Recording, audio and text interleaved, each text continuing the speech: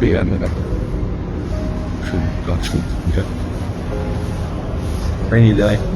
अगर आप थोड़े से भी मस्कुलर हो और आपको बीमारी में हॉस्पिटल जाना पड़े ये कैसे जाना पता है तो हॉस्पिटल में आपके साथ क्या हो सकता है you will be shocked when you see this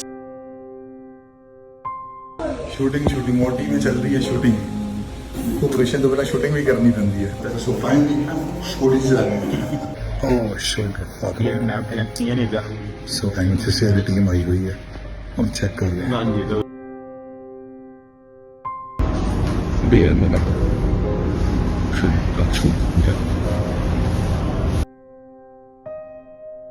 क्योंकि जो वर्ल्ड के सबसे biggest vegetarian body builder 130 kgs muscular beast Varinder Singh Ghuman के साथ हॉस्पिटल में हुआ, उसने सबको हिला के रख दिया है। बाय द वे, घुम्मन की मेडिकल रिपोर्ट आ गई है and the truth will shock you. शुरू से बताता हूँ, यह है घुम्मन का लास्ट वीडियो जो उन्होंने हॉस्पिटल में अपनी शोल्डर सर्जरी से पहले रिकॉर्ड किया।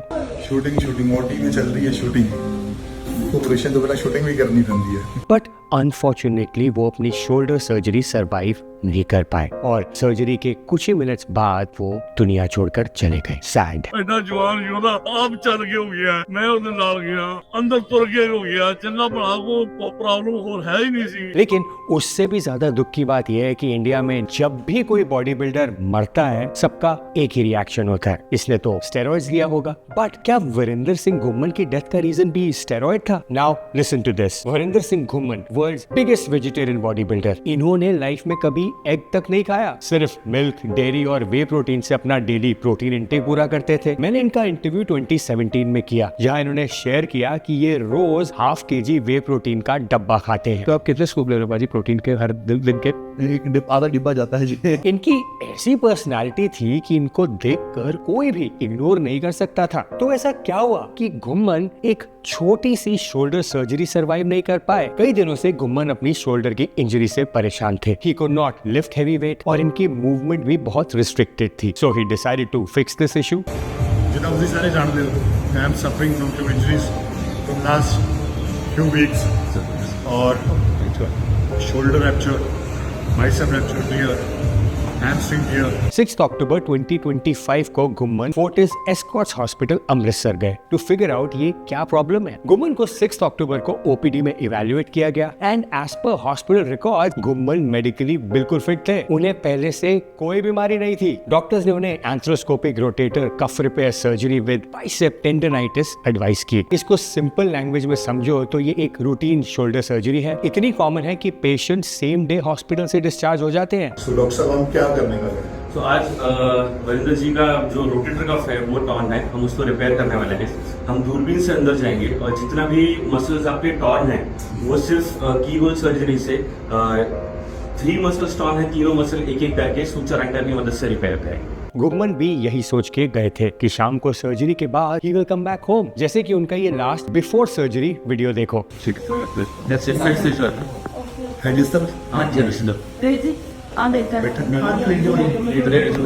सर्जरी की डेट 9 अक्टूबर को डिसाइड करी गई। घुम्मन एज पर स्केड्यूल 9 अक्टूबर को हॉस्पिटल में एडमिट हो गए फॉर इस शोल्डर सर्जरी। ऐसी surgery generally under anaesthesia perform करी जाती है। घुम्मन को भी एनेस्थीसिया दिया गया होगा और सर्जरी अप्रॉक्सीमेटली 3 बजे तक कंप्लीट हो गई। हॉस्पिटल के स्टेटमेंट के मुताबिक सब स्टेबल था। घुम्मन के वाइटल पैरामीटर्स भी नॉर्मल थे। फिर 3:35 PM पे सिर्फ 35 मिनट बाद घुम्मन को सडन कार्डियक अरिथमिया हुआ। कार्डियक अरिथमिया, इसमें हार्ट अचानक से अपनी नॉर्मल रिदम खो देता है जिससे बॉडी प्रॉपर्ली ब्लड पंप नहीं कर पाती। ब्रेन और बॉडी के ऑर्गन्स को ब्लड सप्लाई नहीं मिलता और अगर इसको तुरंत ट्रीट ना किया जाए तो मिनट्स में डेथ हो सकती है। घुम्मन के साथ भी कुछ ऐसा ही हुआ। डॉक्टर्स की टीम आई, उन्होंने घुम्मन को रिवाइव करने की कोशिश करी but Ghumman could not survive. 5:36 PM पे वीरेंद्र सिंह घुम्मन को डेड डिक्लेयर कर दिया। 35 मिनट्स में स्टेबल से डेड। मेडिकली स्पीकिंग एक रूटीन शोल्डर सर्जरी में जनरल एनेस्थीसिया के बाद कार्डियक अरिथमिया का रिस्क और बढ़ जाता है, क्योंकि एनेस्थीसिया बॉडी के नर्वस सिस्टम को सप्रेस कर देता है। और अगर हार्ट पहले से थोड़ा सा भी वल्नरेबल या वीक हो तो सर्जरी के बाद ये ट्रिगर हो सकता है। और यही वजह है कि डॉक्टर्स रेकमेंड करते हैं कि बॉडी बिल्डर्स या एथलीट्स की सर्जरी से पहले प्रॉपर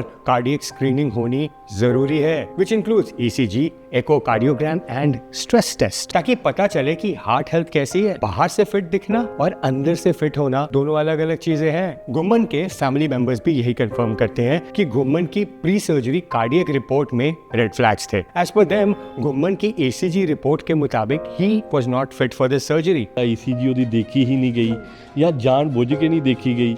ਇਹ ਕਈ ਤਰ੍ਹਾਂ ਦੇ ਸਵਾਲ ਪੈਦਾ ਹੁੰਦੇ ਨੇ। बट डॉक्टर्स ने ये इग्नोर करते हुए सर्जरी परफॉर्म कर दी। This is what Ghuman's family claims. और जैसे ही सोशल मीडिया पे गुम्मन की डेथ अनाउंस करी गई, लोगों ने इमीडिएटली उनकी डेथ को स्टेरॉइड से जोड़ना स्टार्ट कर दिया। बट गुम्मन की फैमिली ने ये मानने से बिल्कुल मना कर दिया। फैमिली ने हॉस्पिटल पर मेडिकल नेग्लिजेंस का एलिगेशन लगाया। गुम्मन के फ्रेंड्स ने बताया कि गुम्मन की बॉडी नीली पड़ गई थी और डॉक्टर्स ने उन्हें अनअटेंडेड छोड़ दिया था। ये दोस्त वही थे जो हॉस्पिटल में मौजूद थे। ਬੰਦੇ ਦੀ ਜਿਹੜੀ ਬੋਡੀ ਉਹ ਨੀਲੀ ਪੈ ਚੁੱਕੀ ਹੈ।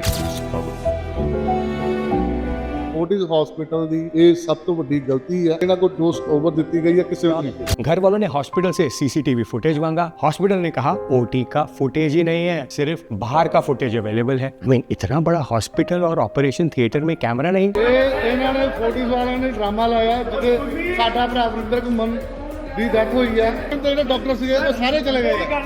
ਉਹ ਉਸ ਓਟੀ ਦਾ ਹੋਇਆ ਕਿ ਡਾਕਟਰਾਂ ਕੋਲ ਅਸੀਂ ਵੀਡੀਓ ਮੰਗ ਰਹੇ, ਸਾਨੂੰ ਵੀਡੀਓ नहीं दे रहे हैं। मामला इतना हीट अप हो गया, पॉलिटिशियंस भी इन्वॉल्व हो गए। पंजाब गवर्नमेंट ने एक स्पेशल इन्वेस्टिगेटिंग टीम बनवाई जिसे एसआईटी कहा जाता है। एसआईटी तब बनती है जब केस एक्सट्रीमली सेंसिटिव हो और नॉर्मल इन्वेस्टिगेशन से बात ना बने। गवर्नमेंट उस सिचुएशन में एक स्पेशल इन्वेस्टिगेटिंग टीम बनाती है जिसमें स्पेसिफिक एक्सपर्ट्स होते हैं। इस केस में एसआईटी में senior police officer, senior medical officer और सिविल सर्जन ऑफ अमृतसर शामिल थे। एंड गेस व्हाट, अब उनकी रिपोर्ट आ चुकी है। रिपोर्ट के मुताबिक नंबर 1, हॉस्पिटल में ट्रांसपेरेंसी ही नहीं थी। नंबर 2, जो गुम्मन को मेडिकल कॉम्प्लिकेशंस हुए वो हॉस्पिटल ने एक्सप्लेन ही नहीं करे। Number 3, deviation from standard protocols, जो मेडिकल प्रोटोकॉल्स फॉलो होने चाहिए थे वो फॉलो ही नहीं करे गए। और final finding, medical negligence resulting in violation of patient rights. Shocking right? ये एक गवर्नमेंट अपॉइंटेड मेडिकल बोर्ड की ऑफिशियल फाइंडिंग्स है। मैं मानता हूँ बॉडी बिल्डर्स पीईडीज या परफॉर्मेंस